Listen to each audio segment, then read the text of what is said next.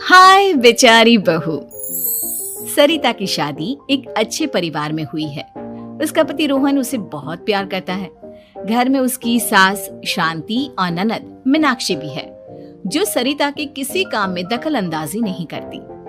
लेकिन फिर भी सरिता को ऐसा लगता है कि दुनिया की सबसे ज्यादा बेचारी बहू वही है और सबसे ज्यादा अत्याचार उसी पर हो रहा है।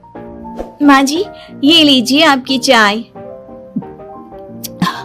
अरे बहू, तूने इतनी ज्यादा चीनी क्यों डाल दी चाय में? हाय हाय माँ जी, मैंने तो उतनी ही मीठी बनाई है जितनी मीठी आपको पसंद है। माँ जी, आपको तो मेरे हाथ की चाय अच्छी ही नहीं लगती। जब देखो कुछ न कुछ कमी निकाल ही देती हो। अरे बहू, तू एक बात के पीछे ही पड़ जाती है। मैंने ऐसा कब कहा कि तू रोज चाय खराब बनाती है? सरिता अपने कमरे में चली जाती है और फोन उठाकर अपनी माँ से बात करती है। हेलो माँ, कैसी हो आप? क्या कर रही हो? मैं तो ठीक हूँ, पर तू बता, तेरा मूड कैसा है? तेरी आवाज से लग रहा है कि कुछ तो हुआ है तेरे ससुराल में। अरे क्या बताऊँ माँ, यहाँ तो हर समय मेरे साथ बहुत बुरा व्यवहार होता है। मैंने अपनी सास के लिए इतनी अच्छी चाय बनाई, लेकिन मेरी सास चाय पीते ही मुझे 4 बातें सुना दी। बेटी, तू इतनी छोटी छोटी बातों पर ध्यान ही क्यों देती हो? तुम्हारी सास ने कुछ बोल भी दिया तो क्या हो गया? वो बड़ी है ना तुझसे। माँ ने इतना समझाया, लेकिन इस बात का सरिता पर कोई असर नहीं हुआ। अपनी बेचारी बहू की छवि वो बदलना ही नहीं चाहती। अगली सुबह सब नाश्ते के टेबल पर बैठकर नाश्ता कर रहे थे, तभी सरिता ने अपने पति से कहा, सुनिए जी, मुझे ना आज बाजार से कुछ सामान लेकर आना है। आज आप ऑफिस से आने के बाद मुझे लेकर चलना ना। भाभी, मुझे भी कुछ किताबें खरीदनी है। आप दोनों जा ही रहे हो तो मेरी किताबें भी ले आना। लो, अभी तो बात ही की है बाजार जाने की, तो एक फरमाइश आ गई। माँ जी, आप भी बता दो कुछ, और हाँ, मोहल्ले वालों से भी बोल दो अगर वो कुछ मंगवाना चाहते हो तो। बेचारी मीनाक्षी अपना सा मुंह लेकर रह गई। ये सब देखकर रोहन से चुप नहीं रह गया और वो गुस्से में बोला, सरिता, क्या हो गया है तुम्हें? मीनाक्षी ने तो सिर्फ किताबों के लिए बोला है। तुम्हें मीनाक्षी से इस तरह से बात नहीं करनी चाहिए। माफी मांगो उससे अभी। क्या? मैं माफी मांगू? दिन भर आपके घर के काम करूं मैं, आपकी और आपके घर वालों की बातें सुनूं मैं, और अब माफी भी मैं मांगू? ऐसा कभी नहीं हो सकता। ये बोलकर सरिता वहां से चली जाती है। एक दिन उनकी पड़ोसन घर आती है। अरे सरिता, क्या कर रही है? और क्या करूंगी भाभी जी, बस घर का काम ही कर रही हूँ। आप बताओ कैसे आना हुआ? अरे मैं तो तुम्हारा हालचाल पूछने आई थी, लेकिन तुम तो बिजी लग रही हो। कोई बात नहीं, मैं बाद में आ जाऊंगी। और क्या करूं भाभी जी, जब से शादी होकर आई हूँ ना, बस काम ही कर रही हूँ। और इस घर में ना कोई मेरी कदर नहीं करता। पति है जो बस घर से ऑफिस, ऑफिस से घर। ननद को तो कॉलेज से फुर्सत नहीं। बची सास तो उनका सारा समय मेरी गलतियां निकालने में लग जाता है। अरे ये क्या कह रही हो सरिता? तुम्हारी सास तो पूरे मोहल्ले में तुम्हारी तारीफ करती फिरती है कि तुम बहुत अच्छी हो, पूरा घर तुम्ही ने संभाल रखा है। हाँ तो क्या हुआ? इसमें गलत क्या कहती है? सच्ची तो कहती है। मेरी मर्जी के बिना इस घर का पत्ता भी नहीं हिलता। शाम को जब रोहन घर आया तो उसने सबसे कहा, कल हम सबको मौसी जी के घर जाना है। उनकी बेटी की शादी है। सब अपनी अपनी पैकिंग कर लो, सुबह होते ही निकल जाएंगे। और सरिता, तुम कान खोलकर सुन लो, वहां जाकर किसी की बुराई भलाई शुरू मत कर देना, नहीं तो मुझसे बुरा कोई नहीं होगा। हाय हाय जी, आप तो ऐसे कह रहे हो जैसे मैं सुबह शाम सबकी बुराई करती फिरती हूँ। आज तक कोई कह नहीं सकता कि मैंने किसी के पीठ पीछे किसी के बारे में कोई बुरी बात बोली हो तो। अरे बस बहू, बात को और ज्यादा आगे मत बढ़ा। हमें सब पता है तू हमारे साथ क्या व्यवहार करती है। ये बात घर तक रखना, शादी में किसी को कुछ मत बोलना, नहीं तो सब कहेंगे कि शांति की बहू कितना बोलती है। हाँ हाँ, सब कुछ तो मैं ही बोलती हूँ ना।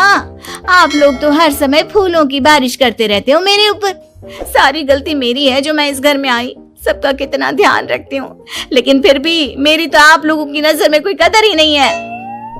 अगली सुबह सब लोग मौसी जी के घर पर चले जाते हैं। वहां पर शादी का माहौल होता है, सब जगह चहल पहल होती है, बहुत सारे मेहमान आए हैं। सरिता को वहां बहुत अच्छा लग रहा है। वो अपने मन में सोचती है, यहाँ कितना अच्छा लग रहा है, कितनी रौनक है।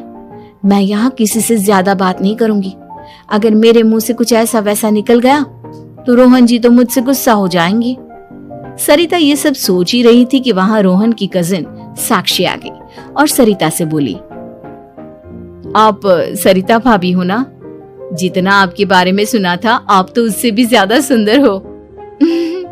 हाँ वो तो है, मेरी सुंदरता की तारीफ सब करते हैं। मेरे मायके में तो सब यही बोलते हैं कि रोहन जी की किस्मत बहुत अच्छी है जिन्हें मैं मिली। लेकिन आप कौन है? मैंने आपको पहचाना नहीं। मैं रोहन भैया की कजिन हूँ। आपकी शादी पर नहीं आ पाई थी ना, इसलिए आप मुझसे मिली नहीं कभी। शांति मौसी और मीनाक्षी आपकी बहुत तारीफ करते हैं। क्या कहा तुमने? मेरी तारीफ? कभी नहीं। मेरे ससुराल वाले कभी मेरी तारीफ कर ही नहीं सकते। मैं इतनी अच्छी हूँ, मेहनती हूँ, लेकिन उन्हें तो मेरी कदर ही नहीं। सारा दिन घर का काम करती हूँ, फिर भी मेरी सास ना मुझे सुनाती रहती है, और पति भी मेरी सास की साइड लेते हैं। ना कभी बाहर ले जाते हैं, ना कहीं घुमाने।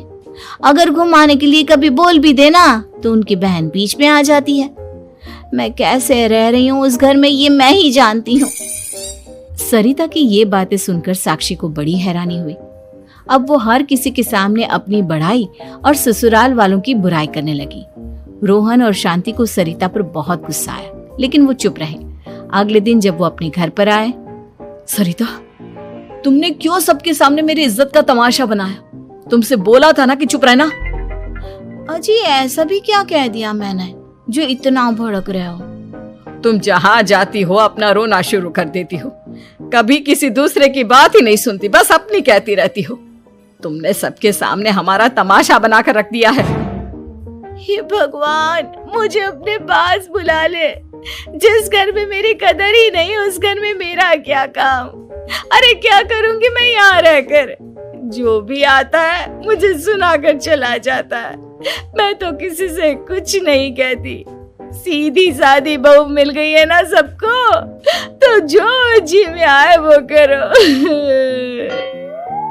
सरिता ने अपने आगे किसी को कुछ बोलने ही नहीं दिया, और उस दिन भी उसने सबके सामने खुद को बेचारी बना ही दिया। अगले दिन मीनाक्षी कॉलेज के लिए लेट हो रही थी, इसलिए वो हर काम जल्दी जल्दी कर रही थी। अपना नाश्ता लेने किचन में गई और पतीले में रखे गरम दूध को गिलास में डालने लगी। दूध का पतीला उसके हाथ से छूट गया और गरम गरम दूध उसके हाथ पर गिर गया। ओए माँ, हाय मेरा हाथ, माँ मेरा हाथ जल गया। मीनाक्षी की आवाज सुनकर सरिता दौड़ती हुई आई। ये क्या किया तुमने? तुम्हें नाश्ता चाहिए था तो मुझसे बोल देती, मैं क्या मना कर देती? अब पता नहीं कितने दिन की मुसीबत पाल ली तुमने। सरिता मीनाक्षी को उसके कमरे में ले गई और उसका बहुत ख्याल रखा। उसका इस तरह से ख्याल रखना शांति और रोहन को थोड़ा अजीब लगा। माँ, सरिता के दिमाग का भी कुछ पता नहीं। कल शादी में सबको इतना कुछ बोल कर आई है हमारे बारे में, और अब मीनाक्षी की कितनी अच्छी देखभाल कर रही है। ये ऐसा क्यों करती है? बेटा, तेरी बीवी की ना आदत हो गई है सबके सामने खुद को बेचारी दिखाने की, और आदत इतनी जल्दी नहीं बदलती। जब ये बोलना शुरू करती है तो रुकने का नाम ही नहीं लेती, इसलिए इसे पता ही नहीं चलता कि ये किसके सामने क्या बोली जा रही है। लेकिन दिल की बहुत अच्छी है। हमें भी अपना दिल बड़ा करके ये जैसी है इसे स्वीकार करना चाहिए।